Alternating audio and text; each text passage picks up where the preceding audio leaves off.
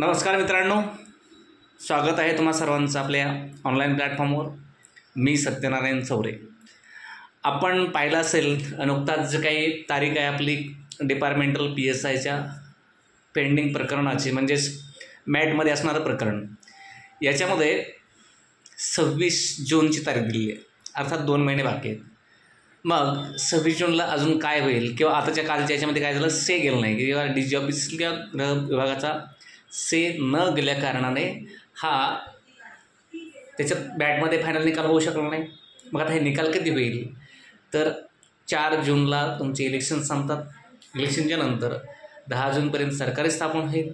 अर्थात सर्वांचा लोडकेम होतो 10 ते 20 जूनमध्ये सर्वांच्या सुट्ट्या वगैरे होऊन जातील। 20 जूनच्या नंतर अर्थात 26 जूनला ज्यावेळेस हे सुनावणी आहे पुढची, त्या सुनावणीमध्ये सर्व दोन्ही डिपार्टमेंटचा से जाईल आणि मॅटचा निर्णय फायनली होऊन जाईल 26 जूनला। परत 26 जूनला जर फायनल निकाल झाला तर तिथून पुढे एक 2 ते 3 दिवसामध्ये आयोगाकडनं प्रोसेस पूर्ण होईल जी निकाल लावण्याची, म्हणजेच 30 जूनपर्यंत।